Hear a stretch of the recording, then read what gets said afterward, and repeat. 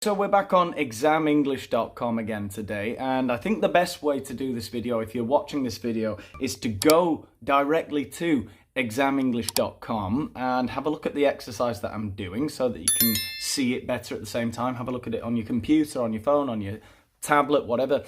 Go to examenglish.com. Click on C1 Advanced at the top. It'll show you a list of exams. Click on C1 Advanced, and then go to Reading and Use of English, and then go to Part 7, because that's what we're going to look at today. Part 7 of the C1 Advanced exam by Cambridge, which is this activity. So in the exam, what you'll see is something like this, right? You'll see a text with several paragraphs, right?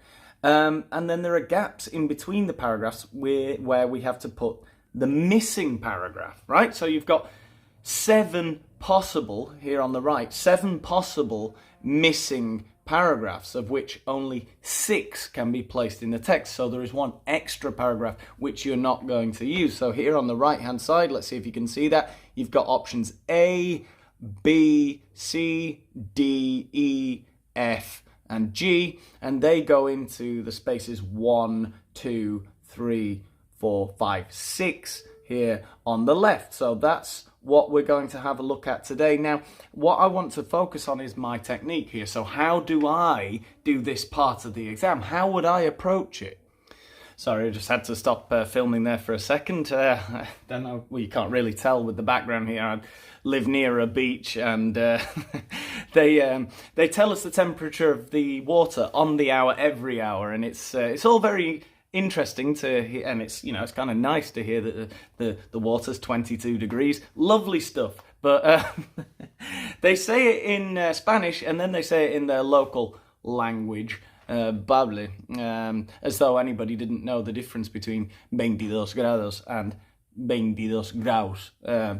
Yeah, anyway, there you go.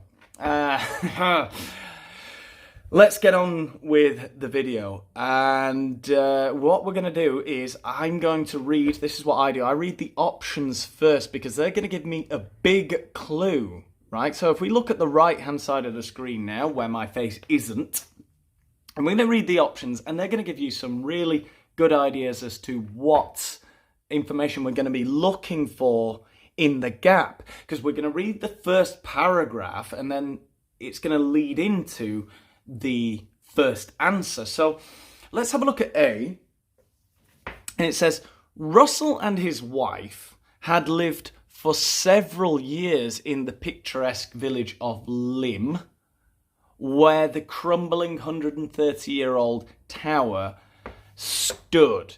Now that is interesting, the 130-year-old tower. What 130-year-old tower? That would suggest to me that in the previous paragraph, a 130-year-old tower must have been mentioned.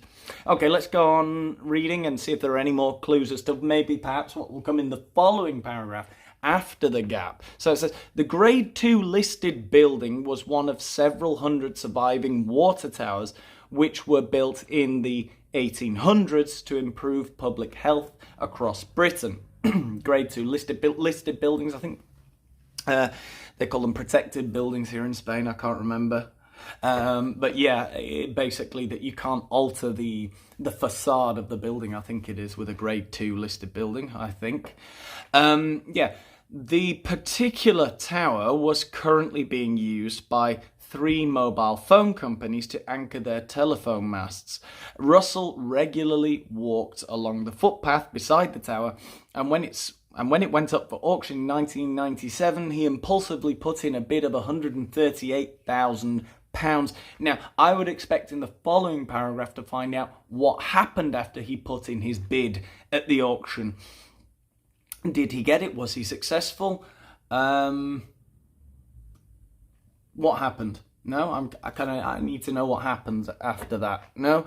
So that's answer A, right? We don't know where that's going to go in the text, but it looks like it's going to be fairly clear where we're going to put that. No? I think when we're reading the text, it's going to be fairly easy to see with those clues where we're going to put it. So let's have a look at B then. It says, But finally, it all paid off. Now, this is a really big clue here.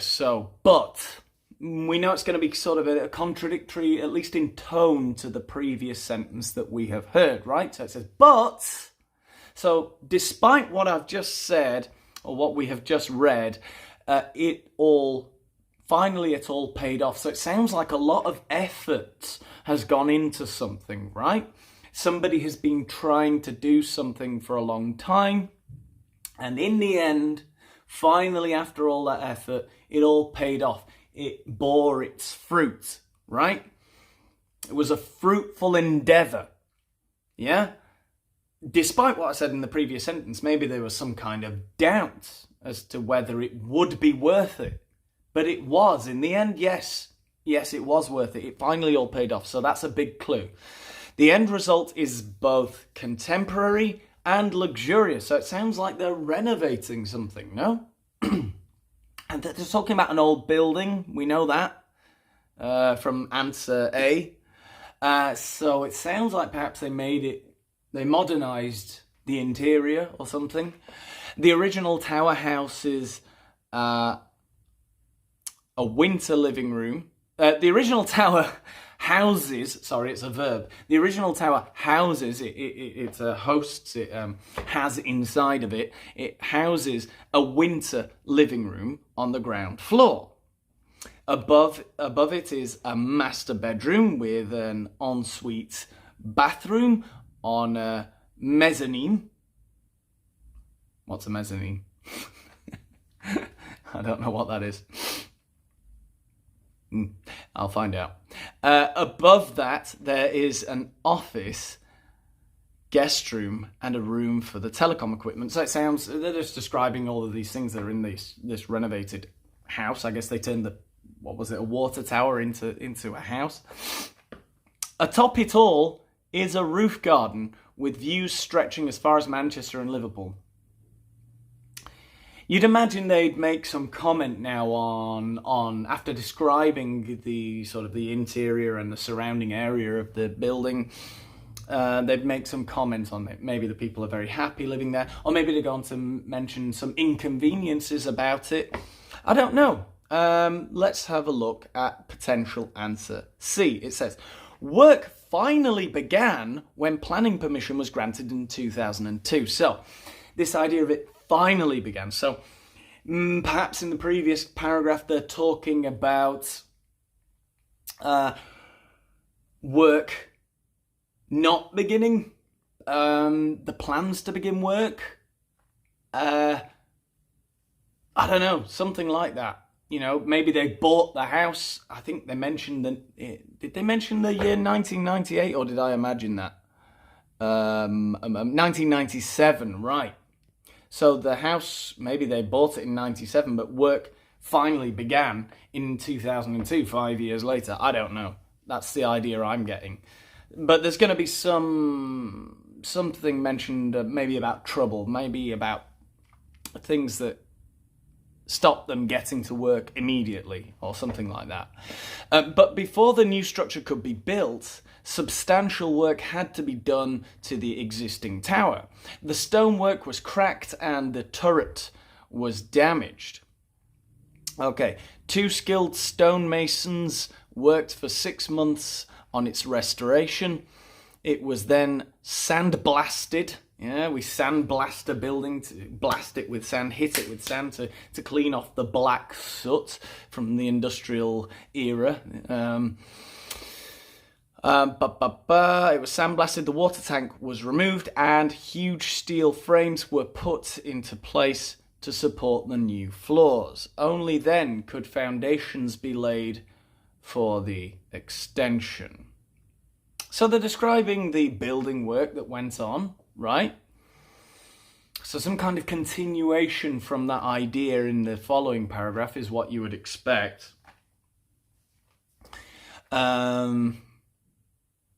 Yeah, they're talking about the building work, so you'd imagine that in the following paragraph they'd talk about when that was done, what they did next, I don't know, something like that. Okay, let's have a look at D. Over 60 companies were involved in the construction. and Russell gave up work to act as project manager. So maybe in the previous paragraph they're kind of, I don't know, introducing the construction. I don't know. I can't really imagine. Seems like it would follow on really from C there, no? Where they're talking about all the construction work that was done. I don't know. There were problems at almost every stage. If something could go wrong, it inevitably would. Spirits plummeted and costs spiraled. You know, they went out of control. And Russell and Janet could do little but look on as their savings dwindled. They reduced, right? Their savings started to disappear. So we're talking about a difficult period that they went through. So maybe in the following paragraph they talk about how they came out of that difficult period, or I don't know, maybe they tell us about more problems that they got into. I can't really imagine, but we'll find out. E. Russell and Janet had finished renovating a 1920s farmhouse nearby. Oh, well, they had finished that. So you would imagine that in the previous paragraph they talk about what they were doing, and then we're talking about what they had done before that. Maybe this was done in a much more traditional style than the thing we've just mentioned. Maybe the fact that this one was contemporary and luxurious, this one was done in a much more traditional style, I guess. By the time they'd finished with it, the once roofless property had the typical Aga, log-burning stove, rugs, country pine furniture, dried flowers and knickknacks. Yeah, this really doesn't sound contemporary or luxurious, so they're talking about a previous project, right? If this fits, we'll find out. An Aga, I believe, is a... it's like a kind of stove, no? An Aga is like an old fire that you would use to cook, like an old cooker, an old-fashioned cooker, the Aga, yeah. Chintzy, in comparison to the modernist design they attached to the water tower. Chintzy, yeah. Chintzy is to do with, like, floral patterns. Yeah, we say that it's chintz. I remember an old sofa advert in England, and it had a really catchy jingle to it, and it was "Chuck out that chintz today." And what was it? Chuck out that chintz? Never mind. Chintzy in comparison to the modernist design they attached to the water tower. Since the work on the tower, they have become at-real converts. No, that's a mistake. They have become real converts to minimalism. Right, yeah. So they don't like this sort of chintzy, knick-knacky kind of design with lots of detail and lots of furniture, and, you know, no, they like it to be minimalist, modernist, and I guess, you know, sort of, as they said, perhaps luxurious, perhaps contemporary, I don't know. Okay.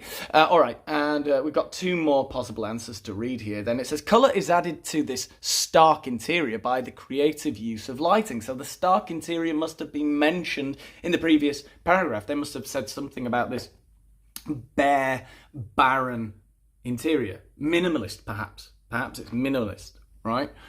But they use lighting, okay? Yeah, they use lighting to make it look a bit more, perhaps, interesting, a little bit more attractive, perhaps a little bit more cozy, which was designed by Kate Wilkins, responsible for the lighting scheme at the Tate Modern Art Gallery. Ooh. The lighting is subtle, mostly made up of simply concealed fluorescent strips or cold cathode tubes. Right, yeah, so you can imagine this sort of like an interior of this modern minimalist house. Maybe you've got like I can sort of imagine like a simple black shelf on the wall with no supports, and just sort of like a little strip of light coming up behind it, and maybe some simple like maybe just like a simple vase with a black twig in it. Very, very modernist. I don't know. Anyway, the innovative approach to lighting design won them the prestigious Lighting Design Award. Oh, we all dream of winning a Lighting Design Award, don't we? I'm sure that's important to someone. Okay, and the last possible answer that we have here, and I know I've taken a lot of time, obviously you would have to do this a lot more quickly in the real exam, but I'm sort of thinking out loud here. But this should hopefully get us through the activity fairly quickly once we've read and thought about the potential answers, right? So, G. Fate, however, had other ideas. So, this is definitely means that one thing was the plan, but fate, but destiny decided that would not happen, unfortunately. No, some sort of bad luck meant this was not going to be the case. Russell and Janet had to battle town planners and local opposition to get their dream on the road. So they were trying to put forward their idea to renovate this water tower, I imagine, right? And everyone was sort of protesting about it. Things didn't go the way they planned. It didn't go smoothly. 5 years along, right? So we've got that idea that from 1997 they purchased the house, no? And 2002 they finally got the plans in motion, from what I can gather here. 5 years along, work still hadn't started and the couple were losing heart. All this changed, however, when they met the architect Julian Baker, who drew up plans for a contemporary design blending old and new. His inspirational ideas gave them the impetus they needed to kickstart their project, and then maybe in the following paragraph they start talking about how they did that, how they started to implement their ideas and whatever. Let's read the first paragraph of the text. So it says, renovating the Lim Water Tower. After 8 years of grit and determination, Russell and Janet Harris have succeeded in transforming a derelict water tower into a spacious family home, and in doing so won the 2005 Home Building and Renovation Awards. Wow. To add to their trophy cabinet, yeah, with the lighting award. However, the road to success was relentless, as what began as a whim, like a capricious idea, a whim turned into an insurmountable challenge. And there were times when they thought they might never move in. Right, so there were times when they thought they might never move in. It was looking impossible. And then I think one of these answers, I think it might have even been A. Was it A? Well, there was this idea, but finally it all paid off. Maybe it could be B. Let me have a look. Yeah, I don't think it can be B, no, because it says, but finally it all paid off. The end result is both contemporary and luxurious. Well, the end result of what? The end result of the insurmountable challenge. It doesn't quite sound right. What about A? I think it could be A. Russell and his wife had lived for several years in the picturesque village of Lim, where the crumbling 130-year-old tower stood, right? They're talking about what we saw here, the old water tower, no? So, yeah, clearly that works. So, the Grade 2 listed building was one of several hundred surviving water towers, and which was built in the 1800s of public health across Britain. The particular tower was currently being used by three. Yeah, so we're introducing this tower. Yeah, he put in a bid in an auction in 1997. And what happened? Does it tell us in the following paragraph? Finding themselves. So I'm here in this next paragraph. Finding themselves the owners of the dilapidated structure, the couple then had to decide what to do with it. Well, yeah, they put in a bid for it. Yeah, I think it's A. I think it has to be A. I'm going to go with A here. We'll see if I've got that right. Okay, they had to decide what to do with it. Now, their early visions for the projects were fairly modest. They originally considered wrapping the structure in timber cladding and fitting a copper roof, or keeping the tower as a folly and building a cottage in the grounds. As time progressed, the couple decided that they could use this opportunity to create something far more ambitious. So I'm expecting here to be told what exactly they wanted to do with it. What were these ambitious plans that they had? Now, I've gone through them again, and I think it's in G, right? So they had really ambitious plans, but look at what it says in G. Fate, however, had other ideas. Russell and Janet had to battle town planners and local oppositions to get their dream on the road. So they were very ambitious, but it wasn't as easy as they thought it was going to be. Let's see if the end of this answer G ties into what is in the following paragraph. So his inspirational ideas gave them the impetus they needed to kickstart their projects. Julian's master plan, well, we're certainly talking about his plan and the impetus he gave them, involved wrapping a glass and steel extension around the tower, creating living spaces on various levels. I guess they wanted to do something ambitious. Julian gave them some ambitious plans. They gave them some inspirational ideas. I want to know what those inspirational ideas are. It tells me in the following paragraph. I think it's very clear that in 2, the answer is G. Yeah, I don't think there's any doubt about that one.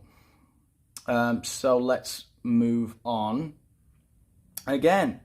So, Julian's master plan, spaces on various levels. Okay, massive windows would give floor-to-ceiling views of the countryside, strategically placed so that the morning sun would shine into the kitchen and set on the dining area.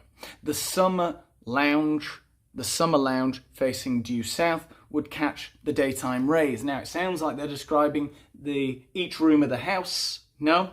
He's starting to describe the details of the interior. I think there was a paragraph which focused on that kind of thing. And I think it was paragraph C, possibly. No, I thought it was B, actually.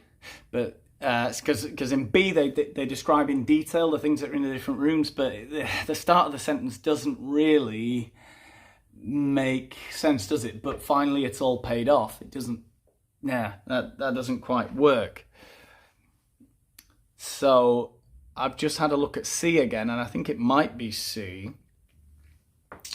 So they're talking about the plans that they had, right, in the paragraph after 2. This is what would happen. And then it says work finally began when planning permission was granted in 2002. We're still talking about the process. And then how they got things done. Before the structure could be built, substantial work had to be done on the existing tower. They're talking about all the preparation they had to do before they implemented these ambitious plans of Julian Baker.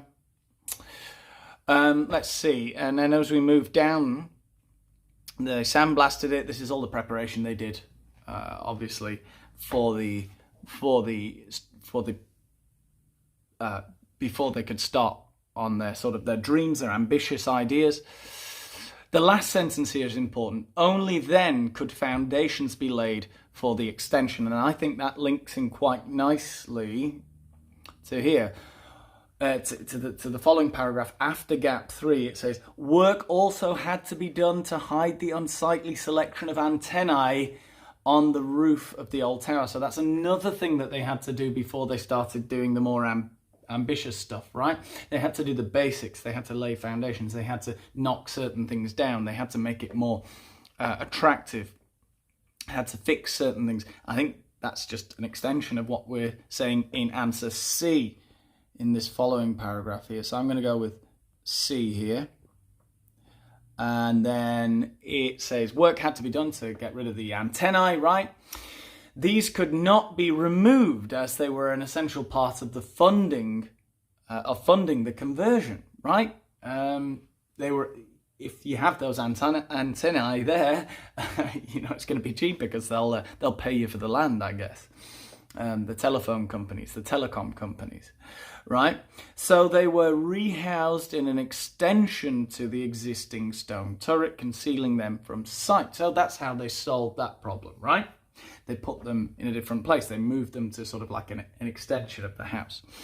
Okay, so not really clear what we're going to say here in the next gap.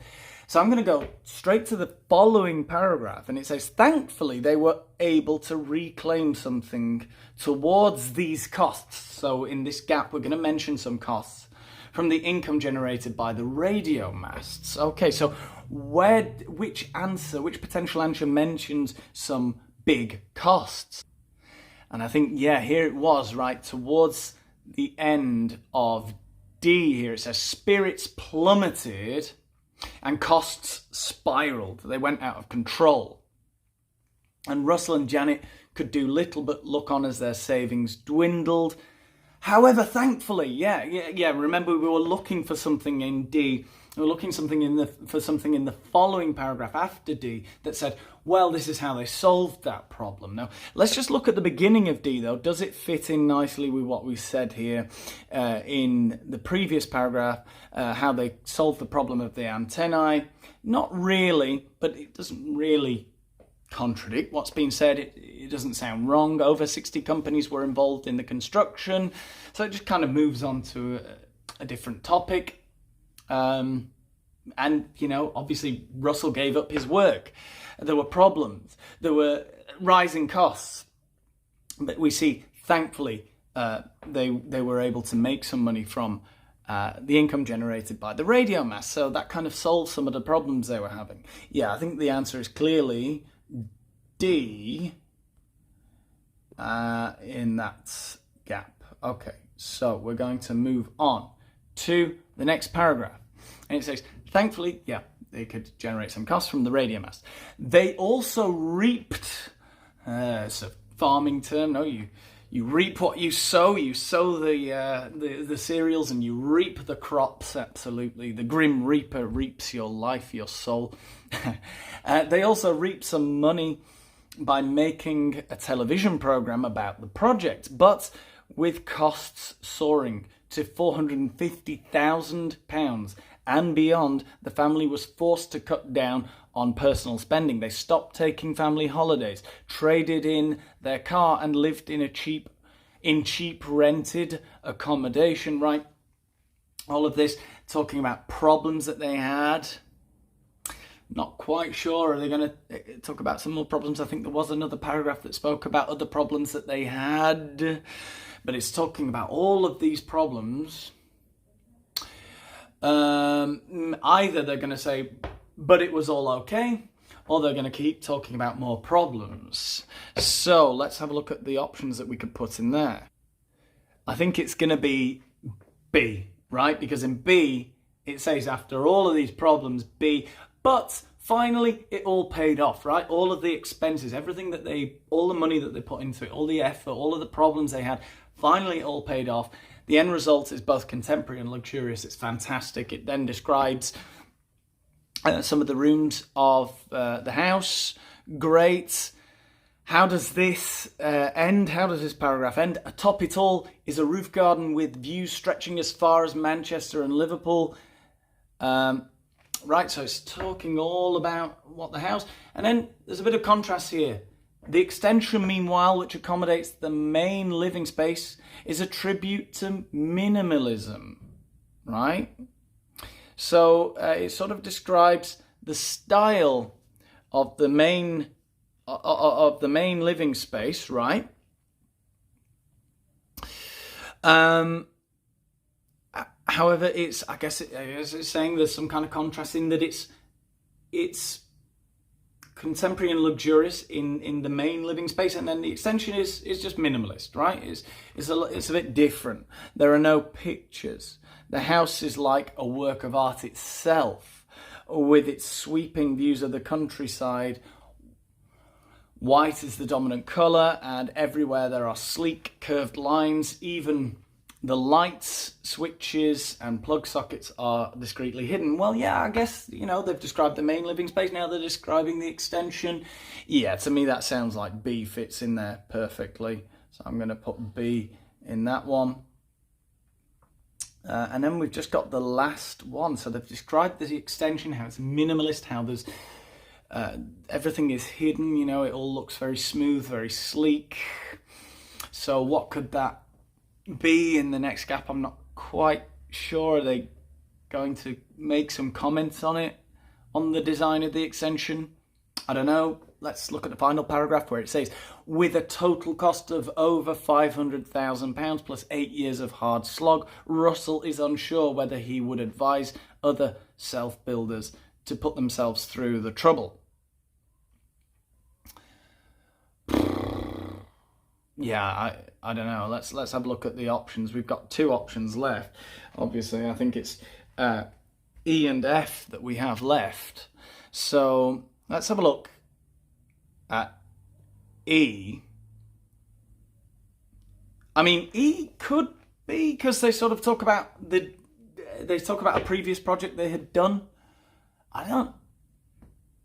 They had just finished renovating a 1920s farmhouse nearby, but doesn't that contradict what we have been saying? Like, I think during the whole text, they lived in the town.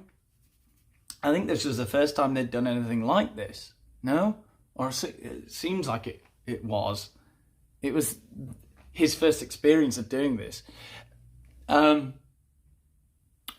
Russell is unsure if he would advise other self-builders to put themselves through the trouble. So it seems like it was a whole new experience to them. Yeah, it does sort of provide some contrast to what has been said. It was a traditional style, not this sleek minimalist sort of thing. I don't know.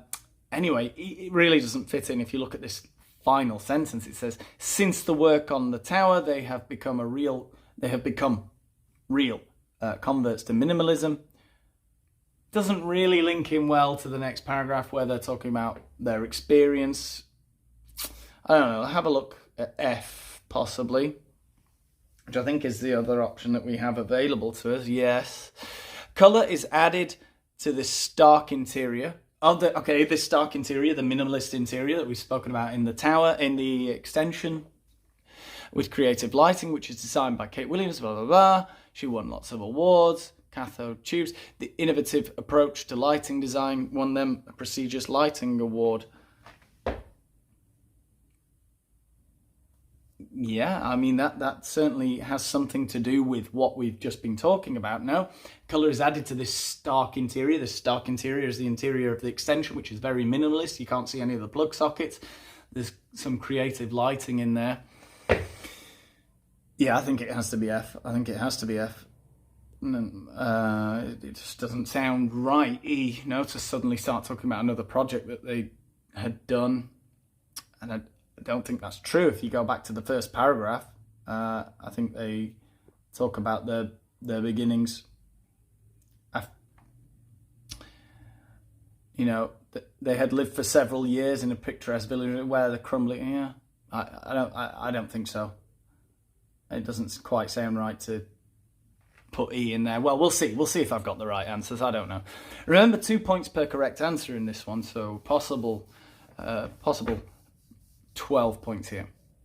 With a total cost of £500, I would advise other self-builders to put themselves through the trouble. At times, he wished he had never bought the tower, but when he sits in the rooftop hot tub with 360-degree views over the countryside, he admits that it was worth the effort. And now that the Lymm water tower has been valued at £1.75 million by a local agent, the Harrises can surely feel satisfied with their achievement. Yeah.